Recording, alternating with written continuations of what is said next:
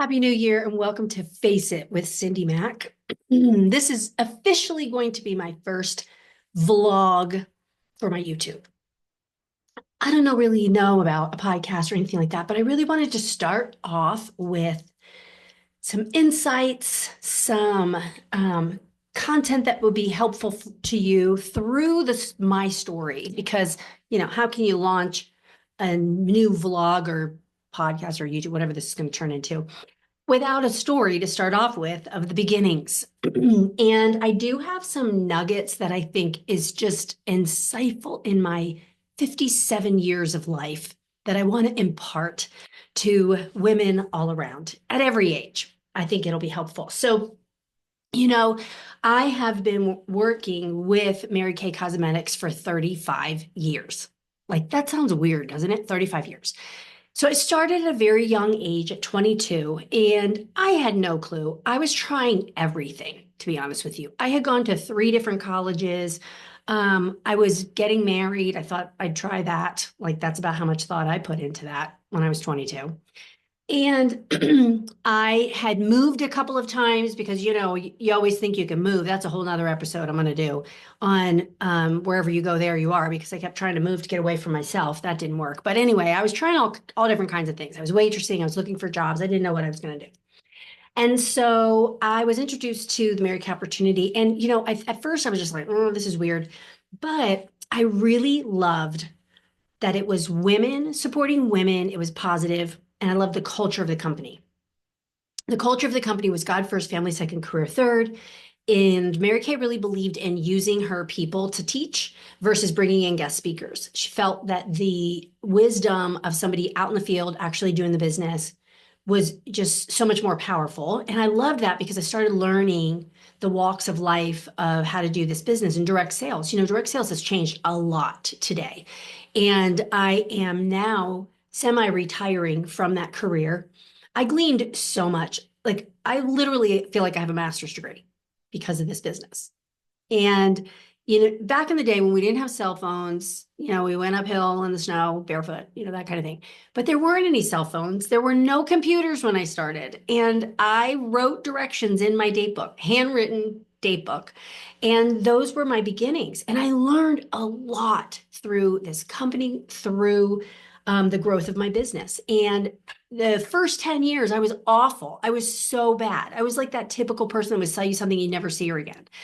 And I kind of knew the products, but it was all enthusiasm. I just, believed in entertaining, and that's what I would do. So I was really bad, and I really should have quit because I was in debt. I wasn't making money. I was spending money because every time I sold something, I just spent the money, and I was going out and I was, doing all kinds of crazy stuff.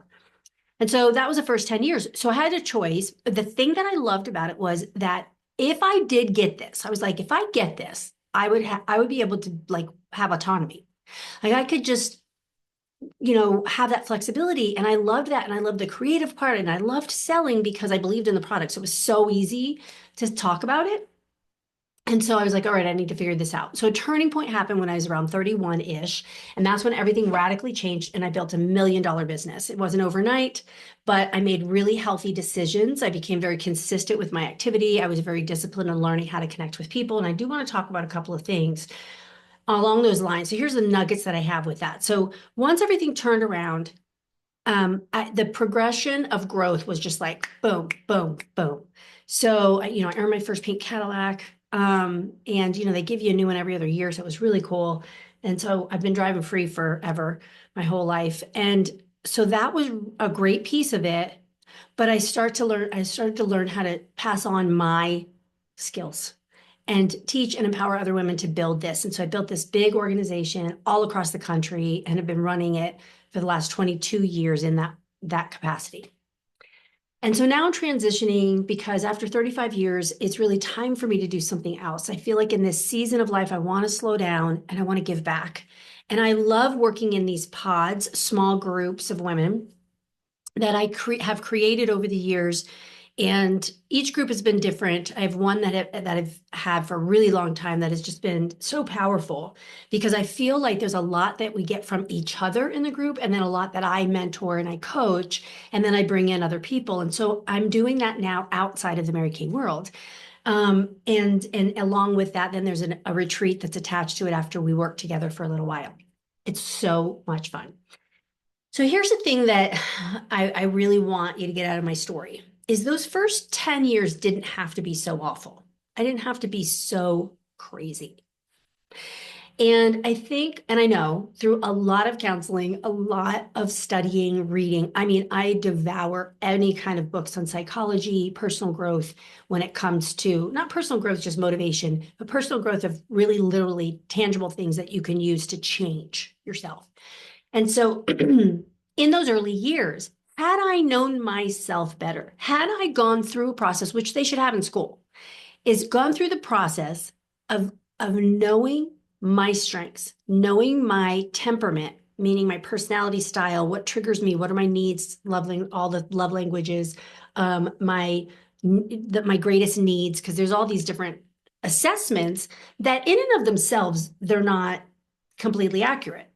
But when you start to take a bunch of them, plus you really start to journal and learn yourself, and you decide your core values and your faith and all of that, then it starts to make sense.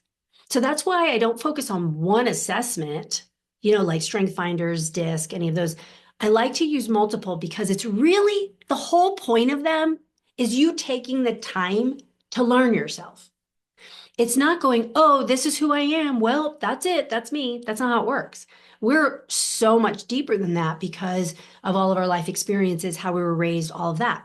And so taking it that the assessments just make you think. They force you to look at some things. So that's the first thing I would say is learn yourself through the assessments and good coaching on how to read these assessments and what areas you should really kind of go towards and how they work together to show up better. You're not learning yourself so that it's all about you. You're learning yourself so that you show up better for other people. We're all here on this earth to serve. And otherwise, what good is it? I want to be a blessing to other people. I want to show up and contribute, right? But if I show up a hot mess, emotionally out of sorts, I don't know how to manage my emotions. I don't know how to read the room. I don't know my core values. So I'm making decisions on emotions and a whim or what everybody else is doing. Then that's not good. So that's knowing yourself, learning yourself that's the very beginning part of it is you've got to establish your core values. So that would be the first thing that I would say. In the process of learning yourself is the very number one thing you need to do is go through a core values exercise where you can look at all the different options and really think about it, journal about it, figure it out, all the different things that are like, these are non-negotiables in my life. That's what core values are, non-negotiables. These particular things in my life, I need to have them. They need to be a priority. I need to make time for these things. Or when I'm looking at relationships or how I do something, these things are an integral part of how I make decisions and how I communicate and how I decide who my tribe is, who I'm going to partner with, all of that. Okay, so your core values. The other thing is emotional intelligence. EQ is really important when it comes to relationships and when you're dealing with people. IQ, obviously, we need a certain amount of that intelligence, that it's logical, practical, because, we're doing things.